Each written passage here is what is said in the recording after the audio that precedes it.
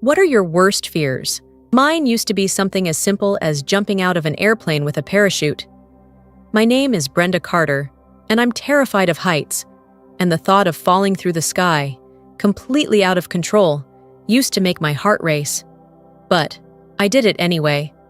I thought it would be an adventure, maybe conquer my fear once and for all. But the moment I stepped out of that plane, the worst nightmare I could have imagined came true. The parachute didn't open. I had no control. I felt like I was plummeting to my death. The wind was so deafening, it felt like I was in the middle of a storm. I reached for the emergency chute, but by the time I tried to pull it, I was already falling too fast. It's funny how in moments of panic, time seems to stretch forever, but in reality, it all happened so quickly. I could see the ground below me, and for the first time, I truly believed I was going to die. Then something miraculous happened. Just as I thought my body was about to hit the earth, I slammed into something soft, tree branches. They broke my fall just enough to keep me alive. I bounced off one, then another, until finally, I crashed into the forest floor below, completely unconscious. When I came to, I was surrounded by concerned voices, but everything felt distant, muffled, as if I was still floating. I felt no pain, no urgency to move, just a strange sense of calm. I knew something was wrong, but I couldn't quite place it. I tried to sit up, but my body wouldn't respond. Panic began to rise in me as I realized I wasn't breathing. My heart wasn't beating. That's when I heard it. The voice, soft yet unmistakable, whispered to me, "It's not your time, Brenda, not yet." I was drifting, hovering, in an in-between state, but I had no understanding of where here was. It was like I was caught between two worlds. My body, lying broken on the ground, was still and lifeless, but I felt incredibly aware. My vision was hazy, like I was looking through a veil, but I could still see the forest around me.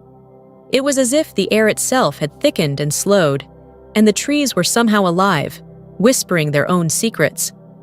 And then, I felt it. The sensation of being pulled upward, not physically, but spiritually.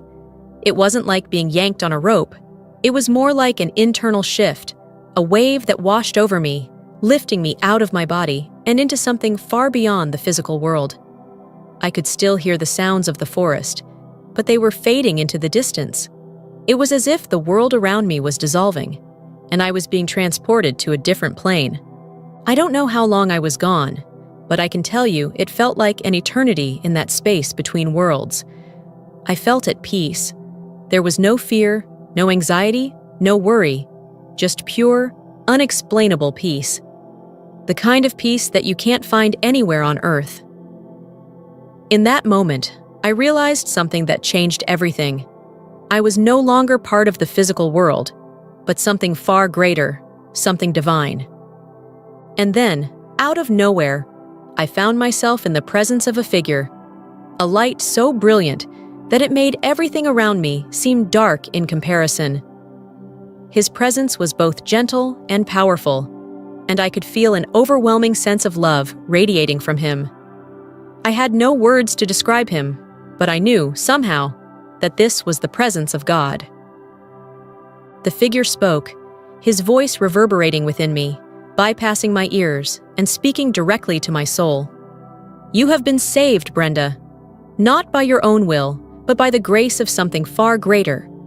You are here for a reason, and you will see what lies ahead." His words hung in the air, but they didn't need an explanation. I understood them, as if they were part of me, already known. In that space, everything made sense. The fear I had in life, the regrets, the burdens. I saw them for what they were, mere distractions from what truly mattered. The next thing I remember was a sudden pull, like gravity had returned to me, and I was thrust back into my body. I could feel the sharp pain of the fall, the bruises, the brokenness, but even through the pain, I realized I was still alive. My heart had started beating again, though it felt like a slow, labored process, like it had to fight its way back to life. I gasped for air, my lungs screaming to fill with oxygen. I felt my body shudder, and as I lay there on the forest floor, I couldn't comprehend what had just happened. Was it a dream? A vision? But I knew, deep in my soul, that it wasn't. I had died. I had truly died, and I had seen something that changed me forever. I wish I could say that I understood it all, that I knew the answers to the big questions about life and death, but I didn't. All I knew was that I was no longer afraid of the unknown. I knew that there was a greater force at work, one that could save a life in a way that defied logic, and that I had been touched by it. I had fallen from the sky, nearly lost my life, but I was given a second chance. I didn't fully understand what I had seen, but I knew it was a glimpse into something far greater than myself, something beyond the realm of life and death, something that I couldn't ignore. And I would carry that experience with me, no matter where I went, for the rest of my life. When the rescue team finally found me, they were astonished. They couldn't explain it. The fall had been so far and so high, and yet I had survived. There were no broken bones, no severe injuries, just bruises and scratches, as if something had shielded me, broken my fall just enough to keep me alive. They called it a miracle, but I knew the truth. I knew that someone had saved me. And from that moment on, I couldn't go back to the person I was before. I had seen too much, felt too much, and understood too much to live life the same way again. This was just the beginning. And little did I know, what I had experienced wasn't just a near-death experience, it was a revelation, a sign, a message that I had to share. The days that followed my miraculous survival were a blur. I remember feeling almost detached from my body, as if I was walking through life in a haze.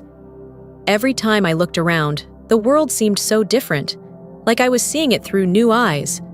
The colors were more vibrant, the air felt cleaner, and the people around me seemed more alive. It was as if the veil between the physical world and something greater had been lifted, and I couldn't stop seeing what lay beyond the surface. I went to the hospital, of course. They ran tests, checked for injuries, and examined my body for anything unusual, but to their confusion, there was nothing major to report. My bruises healed quickly, and my broken bones, if there were any, seemed to be non-existent. Physically, I was fine, but internally, something had shifted in me. I couldn't stop thinking about what I had seen during those moments when I was no longer living. I had died. That fact alone seemed surreal, but what I experienced beyond death, what I felt, what I saw, was even more unbelievable. I had always considered myself a spiritual person, but I had never truly known God, not like I do now. I had always been told about Him, of course. Everyone talks about God, about heaven, about angels, but it wasn't real to me. It was something I believed in because I was supposed to. But now I knew the truth. I had seen it. And it wasn't just some distant, abstract idea. It was tangible, and it was alive. I remember the days after the accident when I would sit in silence and try to process what had happened. I wanted to scream about it, share it with someone, but how could I explain something so beyond comprehension? How could I tell people that I had died and seen the afterlife? How could I even explain what I had witnessed without sounding like I'd lost my mind? The truth was, I didn't know where to start. So, I kept it to myself, grappling with the knowledge that I had witnessed something profound, something that changed everything I had believed up until that point. I remember one night, a few weeks after the incident, when I couldn't sleep. My mind was racing, and I felt a deep sense of restlessness. I sat up in bed, my heart pounding, and I stared at the ceiling, overwhelmed by the need to understand what had happened to me. I needed answers. I needed clarity. So, I did the only thing I knew how to do. I prayed. It wasn't the kind of prayer I had prayed in the past, the quick, half-hearted prayers that I would say before meals or when I was in a tight spot. This was different. I was on my knees, hands clasped, and I poured my heart out. I wasn't asking for anything. I wasn't begging for help or asking for a sign. I was simply searching for understanding. God, I whispered into the quiet of the room, I need to know. Why did you save me? What do you want from me? What is my purpose? I sat there waiting, hoping for some kind of response, but nothing came. The silence stretched on, and I began to feel that familiar sense of frustration creeping in. Had I misunderstood the whole experience? Had I imagined the light, the voice, the overwhelming peace? Was it all just a figment of my imagination brought on by trauma? But then, as I sat there, I felt it. It was as though the air around me shifted, like the room itself was alive, and suddenly I wasn't alone. I could feel a presence, an energy that enveloped me. It wasn't physical, but it was real. It wasn't a voice, but it was a knowing, a deep, resonant truth that flowed through me. It wasn't an answer in the traditional sense, but it was something that connected to the core of my being. I understood, in that moment, that I wasn't meant to fully understand everything. I wasn't meant to have all the answers, but I was meant to carry a message of hope, of life beyond death, of love that transcends the boundaries of this world. The peace I felt in that moment was nothing like I had ever experienced. It wasn't just the peace of knowing that everything would be okay. It was a peace that flowed through my veins and settled deep within my soul. It was the kind of peace that no human experience could replicate. And in that moment, I knew that what I had seen, what I had felt, was real. And it was my job, my purpose, to share it with others. From that night on, things began to change. I wasn't the same person anymore. My perspective on life, on relationships, on everything was different. I saw the world with new eyes. I began to speak to people differently, with more empathy, more understanding. I was more patient. I was more kind. I found myself drawn to those who were struggling, those who were lost, those who were hurting. I wanted to help them, to show them that there was more to life than what they could see. And it wasn't just about sharing my story. It was about living in a way that reflected what I had learned. It was about showing people through my actions that life wasn't about material possessions or fleeting pleasures. It was about love. It was about peace. It was about knowing that there was something greater than us, something that holds us all together. But even as I tried to walk this new path, I still had questions. The experience I had seen, the peace I had felt, wasn't just about love. It was also about something darker, something that had been lurking in the background of my life, something I had never fully understood until now. I had seen it. I had seen the truth about Lucifer. When I was in that space between life and death, there was something else there, a presence that was neither light nor dark, but a force that seemed to pull at me like a magnet. I didn't know what it was at the time, but now, with the clarity of my experience, I understand it. It was Lucifer. It wasn't just a metaphor or an abstract concept. It was a being of pure manipulation, of deceit. He was there, lurking in the background, pulling the strings of the world around us. And that's when I understood. I understood that the struggle between light and dark wasn't just a battle of good versus evil. It was a cosmic struggle. It was the ultimate test of our souls. Lucifer wanted us to believe that we were alone, that we were insignificant, that there was no purpose beyond this life. But the truth I saw, was something far greater. We are not alone. We are not insignificant. And there is a purpose to our lives, a purpose that Lucifer, in his deceit, wants us to forget. In those moments when I was suspended between life and death, I saw how Lucifer's influence had shaped so much of the world, how he had twisted hearts, turned them away from love, away from God. I saw how people were deceived into chasing things that didn't matter: money, power, fame. I saw how Lucifer had infected every part of society, making us believe that there was nothing greater than ourselves. But I also saw the truth. I saw the light that shines brighter than any darkness. And I knew, deep in my heart, that I had to keep fighting, keep sharing the truth, no matter how dark the world may seem. I had been given a second chance, a chance to stand in the light, to be a vessel for truth. And I wasn't going to waste it. I would share what I had seen, what I had learned, with anyone who would listen. Because this world, this life, is not all there is. There is more. And I had seen it. And I was going to spend the rest of my life telling the world about it. I remember the overwhelming feeling of peace that enveloped me during my journey. But then, that peace began to shift.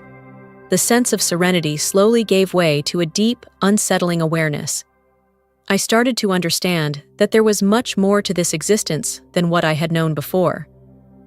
As I floated through this ethereal space, the voice of Gabriel, still resonating deeply within my mind, reminded me of something important. "You've seen the good, the prayers, the healing," Gabriel said, his presence calm, but now carrying an urgency I couldn't ignore. "But there is a darkness in this world, one that people often fail to see, but it is just as real.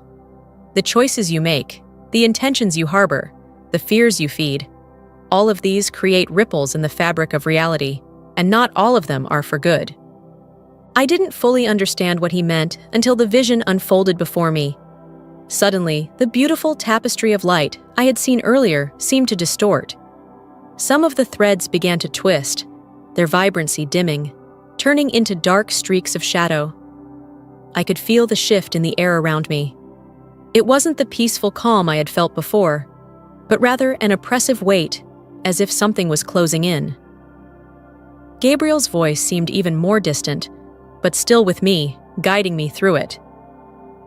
"Now," he continued, "you must see the consequences of choices made without thought or compassion. These are the choices that lead people toward darkness." The vision took me deeper, and what I saw next was terrifying. It was as if I were flying through the sky at incredible speed, soaring over entire landscapes that twisted and turned, like a movie on fast forward. I could see pockets of people, some alone and some in groups, but all of them with an overwhelming sense of fear in their hearts.